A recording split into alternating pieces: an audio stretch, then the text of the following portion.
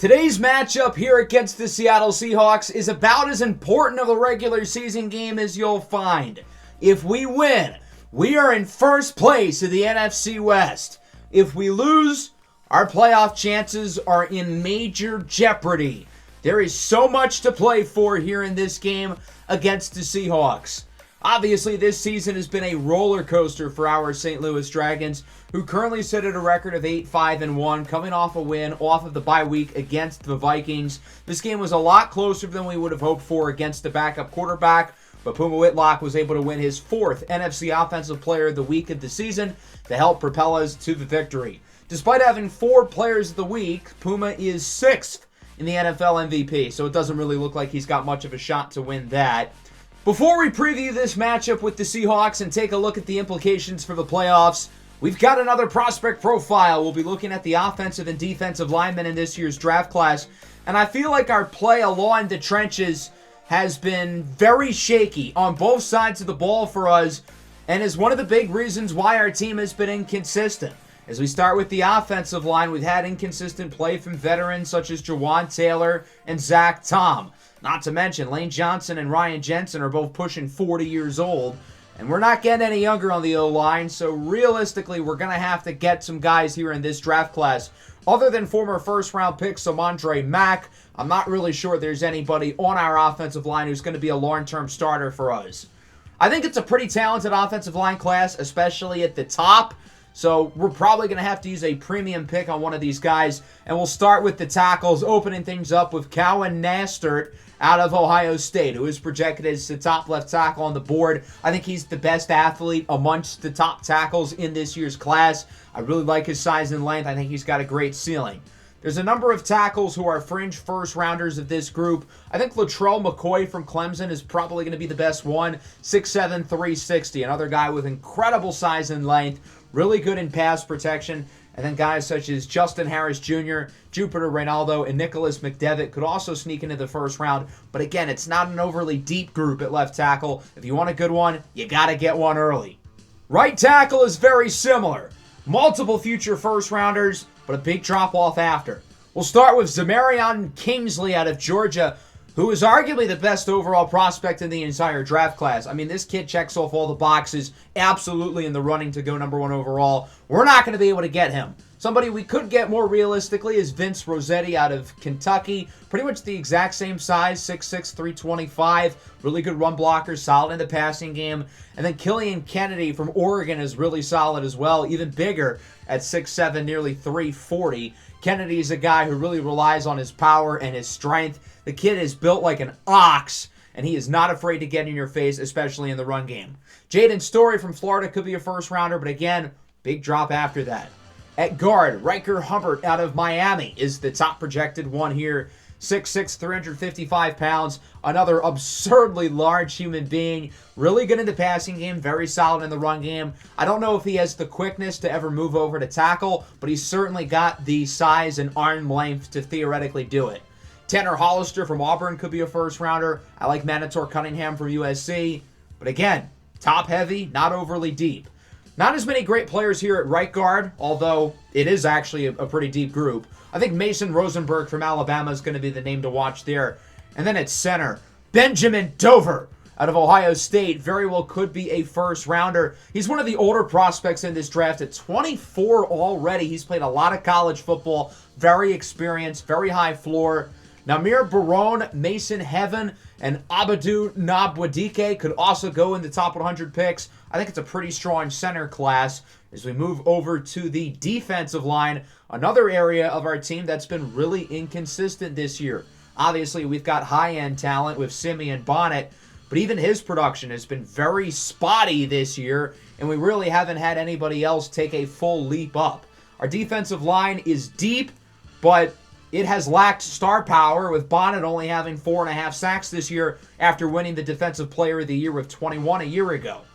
Despite the fact that nobody's really stepped up, everybody in the D-line room is contributing, but we need more high-end players along with Simeon Bonnet to make his life easier. We'll start with Middle Tennessee State defensive end Mapanos Gaspar, who very well could go in the top 5. He is a large human being, 6'6", 317, Very scheme versatile. You can put him as a 3-4 defensive end, 4-3 defensive end, 4-3 defensive tackle. He's got wicked get-off at his size. Zion Creed from Michigan is somebody who's a lot likely to make it to our pick as opposed to Gaspar, who's going to go in the top 5. I think Creed might be a little bit more polished as an overall player. Really good in the run game. Very solid in terms of using power. And then looking down the board, I really like Deshaun Dayton out of Oklahoma. Another guy who's really big, 6'6", 305, really impressive versatility. Another guy who really knows how to use power. Johnny Green and Chevron Vamos could be top 100 picks. And I think it's a fairly deep group as we move over to right end with another possible top 5 pick in Dylan Jesperstad out of Utah. I don't think he's got the athleticism that, say, Mapanos Gaspar has, and he certainly doesn't have the size, coming in at around 40 pounds lighter. But I think Jesperstad's pass rush toolbox is a little bit more polished, and I think he's probably going to be better as a rookie, even if he doesn't have the long-term ceiling that Gaspar has.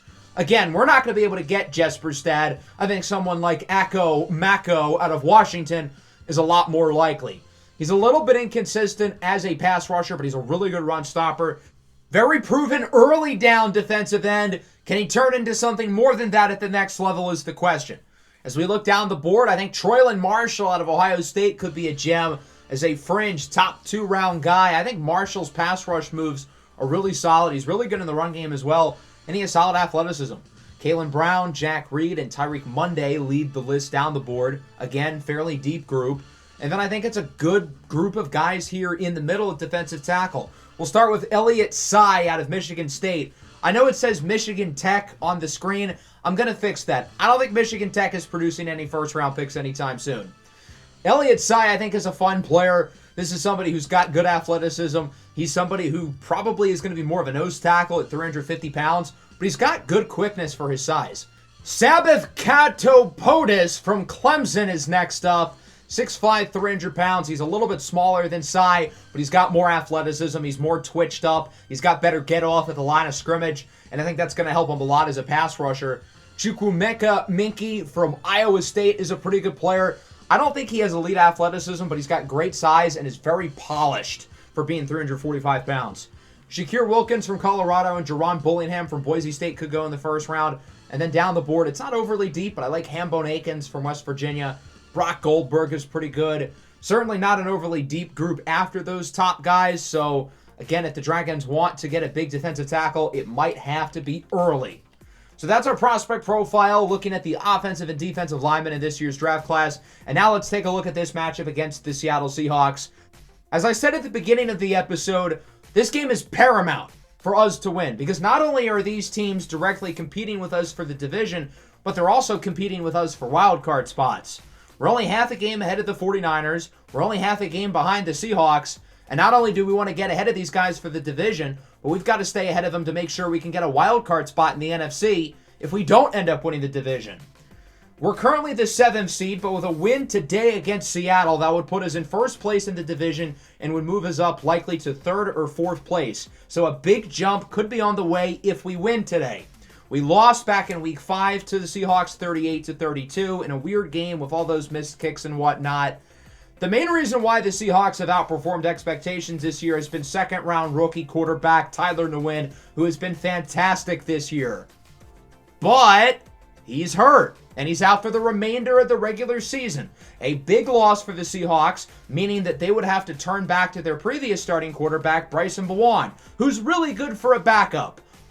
But he's also hurt for the remainder of the regular season. So that means they need to turn to their 3rd-string quarterback. Who could that be? Oh my goodness. If it isn't who I think it is, the MILF Hunter himself, Mormon Mahomes, Zach Wilson, has to lead the Seahawks to a division title. Now, for those of you who may forget, we have a lot of history with Zach Wilson in this series, being that he was our very first starting quarterback back in Season 1. We drafted him in the expansion draft hoping to revive his career. It didn't really work out. He's bounced around as a backup over the last few years. He hasn't started a game since he was with the Dragons in Season 1, and he's only thrown 8 passes since the 2023 season, only one of which is with Seattle. And of course, that was a 50-plus yard touchdown, because why not? But now Zach Wilson, who has not started an NFL game in 4 seasons, has to right the ship and win the division for the Seattle Seahawks. Now, as we know, he's got plenty of weapons to join him. They're certainly going to lean on the run game with Kenneth Walker, and they've got some great receivers with DK Metcalf and Jackson Smith-Njigba leading the way. Defensively, we know this team is stout. They've got a strong secondary led by Devin Witherspoon and Tariq Woolen. They've got a good group up front with Vita Vea, Jordan Brooks, and Lorenzo Sanders leading the way, amongst others. They have some fun safeties as well in the back end with Gunther Zimmerman and Salamani Bali, guys who historically have played really well against us. So I still think this is going to be a challenge. Yes, the Seahawks are down to their third-string quarterback who has not started an NFL game in 4 years. But we know this Seattle team is really tough. The Seahawks are really the only team in the NFC West who has given us trouble over the last few seasons. We have owned the 49ers and the Rams, but Seattle always makes it tough on us. So without further ado, let's get this show on the road. Week 16. First place in the NFC West is on the line with a fascinating storyline that has developed. The former Dragon, Zach Wilson, making his first NFL start in 4 years, looking to keep the Seahawks in first place of the division. Wilson in Seattle will open up with the ball as it's a play-action fake. Looking for the sideline. Look at that throw. Zach Wilson connects with Noah Fant to the 43. I did not know he had that in his bag. I've got to be completely honest. Following play now for Seattle, Wilson looks to throw it again up the middle. He's got Jackson Smith-Njigba, who brings it to the 45. So far, so good here in the early going for Zach Wilson, who looks comfortable and solid as he hands it off to Kenneth Walker. He's got room to the right side, looking to break away from Malik Hooker as he brings it to the 25. I expect Seattle's offense to go through Kenneth Walker today. He needs to have a big game for them.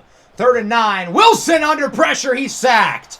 Trajan Bleichenden in the backfield to bring him down. That'll end the drive for Seattle, who's going to have to kick, and it's not a gimme. This one from just shy of 50 is up and good. So the Seahawks go down the field, kick the field goal. Not a bad start for Zach Wilson. I think he looked pretty solid as we take a look at the Dragons offense led by Zach Wilson's replacement, Puma Whitlock, who connects to the sideline for Arturo Modelo, who brings it to the 35-yard line. Modelo, who of course leads the NFL in receiving, comes down with another play. 2nd and 4. Puma looking for room up the middle, and he is brought down by Vita Vea. Puma thought he found a hole to run through, but Vita Vea is there to make the play. 3rd and 8 now. Puma up the middle for Modelo. Short play, but it'll turn into a first down. Arturo Modelo showing off his great ability after the catch to keep the chains moving. 2nd and 5 now inside the 50. Puma's looking for Jamison Williams. He breaks a tackle. Nobody's in front of him. Can Woolen catch up? Doesn't look like it. A 48-yard touchdown for Jamison Williams. And the St. Louis Dragons will take the lead. Once Jamison Williams gets the ball in open space, forget about it. You're not catching up. And that'll make it 7-3. Kenneth Walker with the handoff on 2nd down. He gets lit up, and unfortunately, Devin White is hurt on the play, and it's going to be a pretty big injury. A foot fracture for White, ending his regular season and possibly his season altogether. A massive loss for the Dragons defense, who are going to be relying on Owen Popo along with some of these other younger linebackers more than ever. Now Rudig Salomon, the guard, is hurt on the 1st down reception by Jackson Smith-Njigba as we go into the 2nd quarter. 7-3, Dragons ahead. Zach Wilson on 3rd and 7 under pressure. He is sacked again. Trajan Bleichenden with his 2nd of the ball game. So Seattle is knocked out of field goal range. They're going to have to punt, and the Dragons have it back. Whoop! Nice move by Milan Santa, the rookie running back, who brings it to the 37 for a 1st down. On 2nd down now, here's Puma. Looks to go through the hole. On the run, under a ton of pressure. Heaves up a prayer and is caught at the 9 by Modelo. That might be the most impressive play I've ever seen out of Puma Whitlock. Look at him evading pressure with 4 guys in his face, and he still makes the throw on the run, threading the needle perfectly, and a great play there by Modelo to haul it in. And now it's 3rd and goal at the 3. Puma looking up the middle, and it is broken up. Griffin Weaver III cannot hang on as Jordan Brooks deflects it away. 4th and goal. The Dragons are going to be aggressive, of course, looking to go for it as the offense stays on the field. Handoff for Mixon. He's got a block and plenty of room. Waltzing into the end zone for a touchdown. The 4th down decision pays off as the recently signed veteran Joe Mixon is in for the score, and St. Louis leads 14-3. Great start for the Dragons. Can they keep it going? Wilson hands it off for Kenneth Walker. Juke move, gets the 1st down, and he's pushed out of bounds by Samasoni Saluni, who leads the Dragons in tackles, and he'll certainly lead the team in that department at the end of the year with Devin White's season over. 2nd and 8 now with 5 to go in the half. Here's Metcalf with a nice grab off the pass by Zach Wilson, who is 7 for 9. He's been pretty efficient so far. Hasn't really looked downfield a ton, but he's been steady. 3rd and 6. Wilson goes short, caught by JSN, who will not get the 1st down. He's stopped by the rookie, Ryan Nada. I'm not really sure how that's a 4th and 2, though. He was like inches away from the yards marker, but I guess we won't complain. Seahawks go for it. Wilson's pass is caught again by DK Metcalf. Okuda was there with the hit, but DK is able to hold on to the ball, and so the Seahawks are able to convert. 2nd and 8 now from the 37. It's a handoff for Kenneth Walker up the middle. He is thrown down, and now Kenneth Walker is dinged up. Luckily for Seattle, it's not going to be a very serious injury. He won't go to the locker room, but if he misses any time today, that's going to be a big loss because it's going to force them to throw the ball more, and it certainly closes up what type of options they have on offense. 3rd and 6, Wilson to throw it for Metcalf again. DK Metcalf was unbelievably good the first time these two teams played, albeit the Dragons did not have any healthy corners. But DK has been right back at it today against Okuda, who's one of the best cover corners in the NFL. Up the middle, there is Sky Moore fighting his way forward as he brings it to the 1. Seattle marching on the doorstep, looking to punch it in to make it a one-score game as they're chewing clock already in no hurry. 1st and goal. Razir McClendon walks it in for a score, and the Seattle Seahawks are back within 1 possession. A good drive from the MILF Hunter, and that'll make it 14-10. Hide your moms, hide your wives, because Zach Wilson's coming. Hopefully not inside them. There's Jamison Williams on the RPO. He gets it to the 45-yard line. Puma's only completed 9 passes, but he's already got 150 yards today. 2nd and 2. Puma looks to throw it again under a lot of pressure on the run for Modelo, who gets it to the 37. It has been quite the day for Modelo, who's pushing the 100 yards mark here in just the first half. 2nd and 11. Under pressure, Puma is sacked by Roanzo Sanders as the Dragons are forced to call a timeout. It looked like somebody was going to be open towards the right side of the field, but he can't get it off in time. 3rd and 22, up the middle. When in doubt, it's Modelo time. Arturo Modelo to the 24. Puma gets back to the line to spike it with 3 seconds left, and that's going to be enough time for the Dragons to kick a field goal. 41-yard try for Cameron Dicker. The kicker is good, and unlike the first meeting against Seattle, he's going to make his kicks. So that'll wrap up the first half. It's been a pretty exciting game so far. I feel like it's been sort of slow-paced, though. Only 3 possessions for the Dragons so far. They do lead at 17-10, having scored on every possession up to this point. The offense has been really efficient. Puma Whitlock has been brilliant. As we take a look at our halftime report around the rest of the NFL, starting off in New Jersey.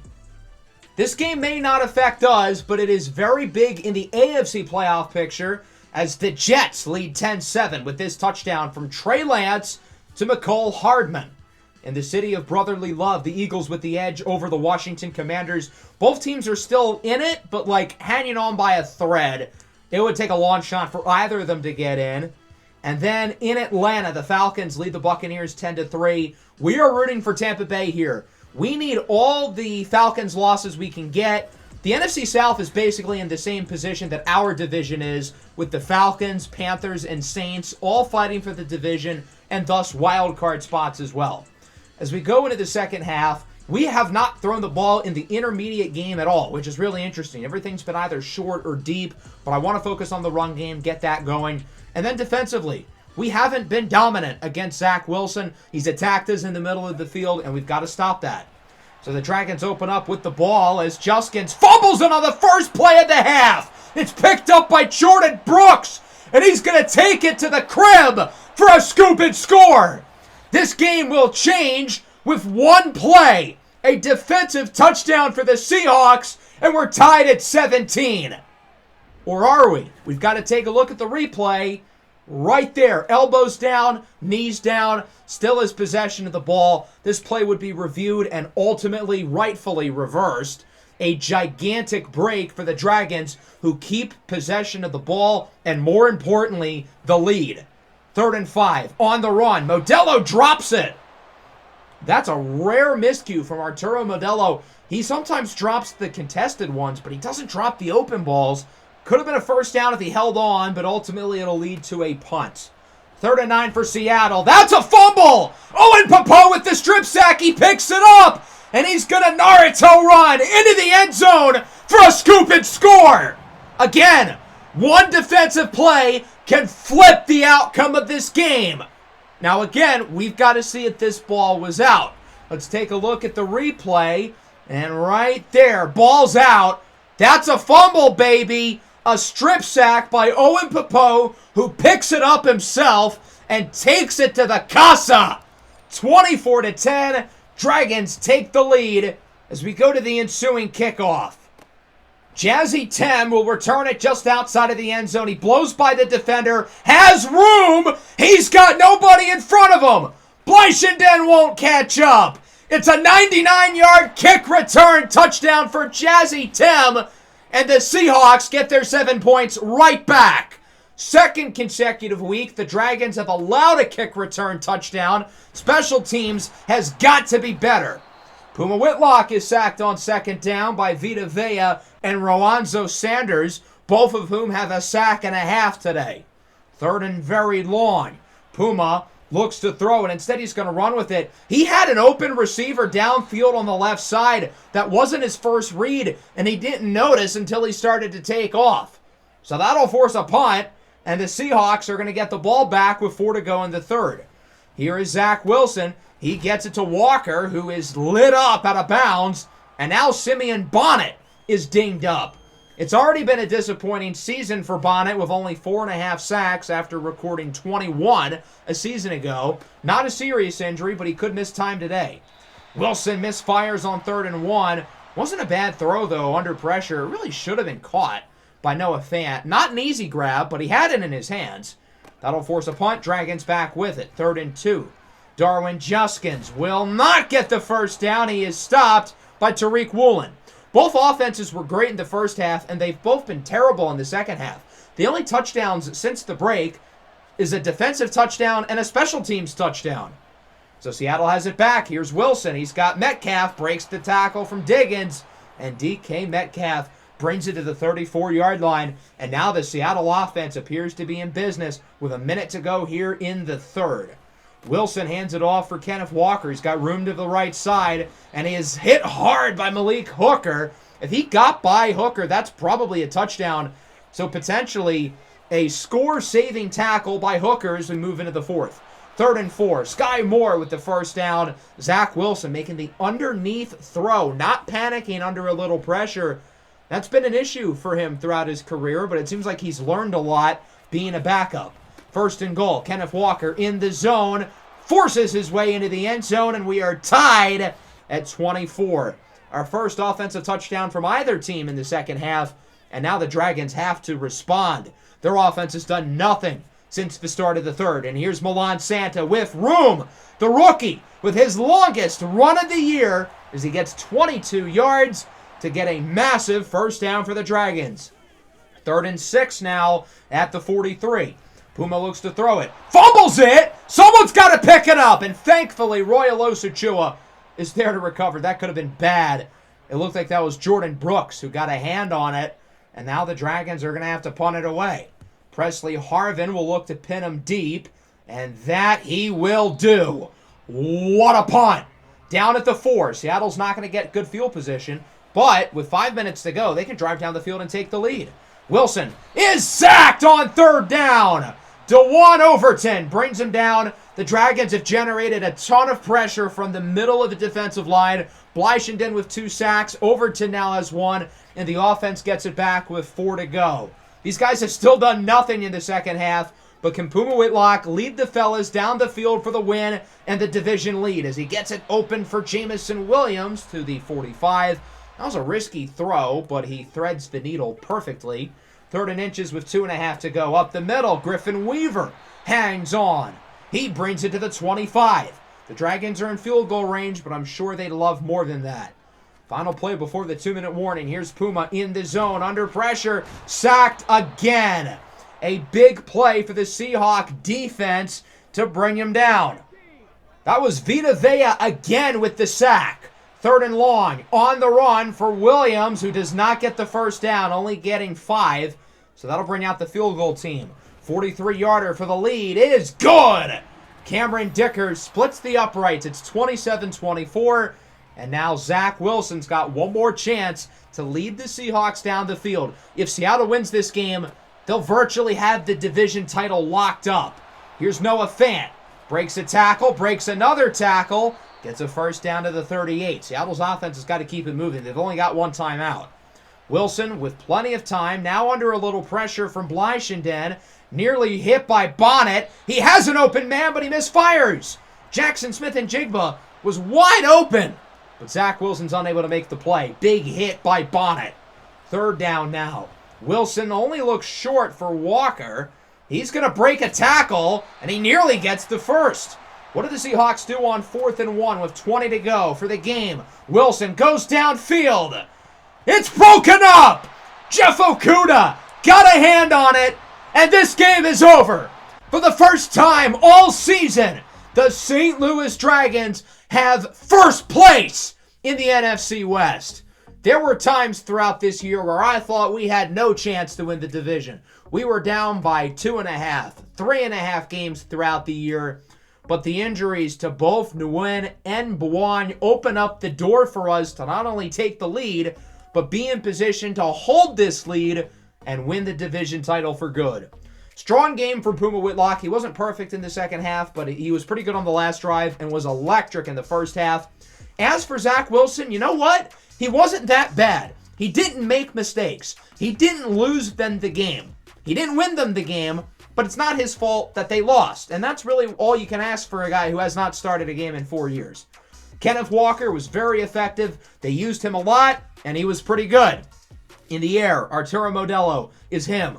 10 for 129. He did have a couple of bad drops, though.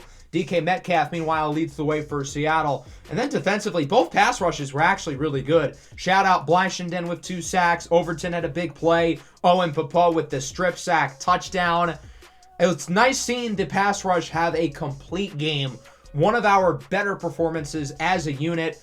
But the pass protection on the offensive side of the ball, not so great. So Devin White, as we know, broke his foot. He'll be out for 5 weeks. So the earliest he can return is the Super Bowl. So unless we make it to the big game, which hopefully we do, but if we don't, his season is over. I feel like this was a slightly disappointing season for White. He was still good, but I don't think he's the guy he once was. Owen Papo's going to have to step up, and he certainly did today. 15 tackles, 2 for a loss, and a strip sack scoop and score. We're also going to see more Fofana. We're going to see more Simpson. We're going to see more Barahona. And we're going to see plenty of Ryan Nada, the first-round rookie out of Michigan, who was our primary sub-linebacker, too, alongside Owen Papo. Here's a look at the scores around the rest of the NFL. The most interesting one for us is certainly going to be San Francisco. They ended up winning. So we now lead in the division, but Seattle and San Fran are only half a game behind us. Players of the week, Dak Prescott, Trevor Lawrence, Owen Papo, and Russell Bradshaw. It appears Papo, I assume, has a breakout challenge as well. That's pretty exciting. What's also exciting is that we have moved all the way up to 3rd place in the NFC. So as it stands now, we're probably going to see 3 as our ceiling, seating-wise, but we're in a good spot for the first time in a while. The NFC South has their crazy battle with the Falcons, Panthers, and Saints. We've got our dogfight with the Seahawks and the Niners. The NFC North is super close with the Packers and the Lions. Dallas is the only team who's sitting pretty right now. There's 9 teams fighting for 7 playoff spots in the NFC, and these last 2 weeks are going to be really interesting. We've got the Rams, who are not good, but still a division rival, and then Week 18 against the Packers. That game very well could decide a playoff spot in the NFC. That's going to wrap up today's episode. I hope you guys enjoyed. Make sure to leave a like and subscribe to the channel if you are new. Peace out.